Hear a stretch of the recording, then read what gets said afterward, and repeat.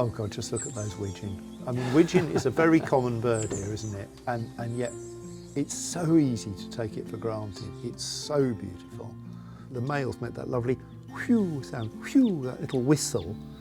And then we've got coots swimming around them. Well, I'm looking at a lovely raven coming over. I just heard it cronking there. The glossy ibis is still showing well. Oh, marsh harrier at the back, female marsh harrier. Oh yes, coming in. Nice one, that'll put the ducks up. And again, huge success story. When we moved here 20 years ago, there was one breeding pair of marsh harriers in Somerset on a trust reserve. And now I think we've got a dozen males and 20, 30 females. A few years ago, the Wildlife Trust dug out this fantastic scrape, because one of the problems with Catcott in the past was that the vegetation grew up, so you knew the birds were here, and if a harrier went across, the ducks would all come up, but you could be staring up from the side and not see any, couldn't you? And now it's just fantastic. They're sitting right in front of us. My understanding is they're going to try and enlarge it and have more standing water here, which, again, with the developments to the hide here, will be great if there's, because that old adage, just add water and you get the birds. Of course, the purpose of the hide is not to disturb the birds, and you get a great view from here. You get a great view of the birds and a great view of the scenery. But it's feeling a bit tired, isn't it? It's looking a bit old, and it's slightly the victim of its own popularity. So I think if we can get a new, larger hide, ideally with wider windows, because that's always the problem with old-fashioned hides, isn't it? Accessibility as well. I mean, we often have less able people, and that's a great facility to be able to park so close to the hides, but also just have ramps and wheelchair access. The thing that most people don't do is go to the rest of the reserve, do they? If the hide is busy, it's worth going round to the Tower Hide. It's a big reserve, getting bigger with this extra parcel of land that has come with the developments.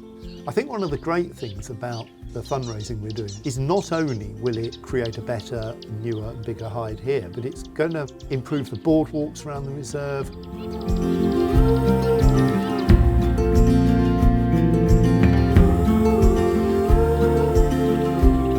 We're looking at Glastonbury Tor, which looks like it's about half a mile away. It looks like you could reach out and touch it, and yet it's about 6-7 miles, I think, isn't it? And everywhere between here and there, more or less, is a wetland reserve or a series of wetland reserves. So Catcott is very important, but it's also part of the bigger picture of this idea of having a super nature reserve, isn't it? From the coast all the way inland to Glastonbury.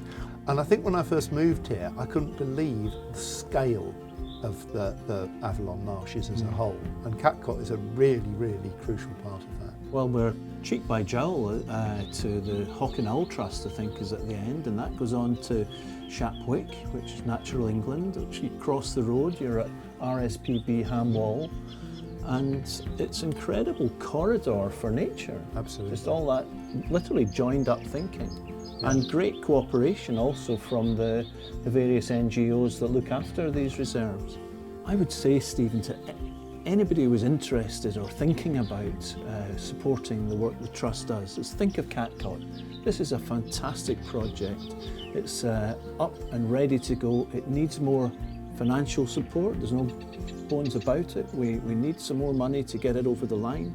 And it's a win-win, isn't it? Because the birds benefit, and we benefit if the birds benefit. It's just a stunning piece of Somerset.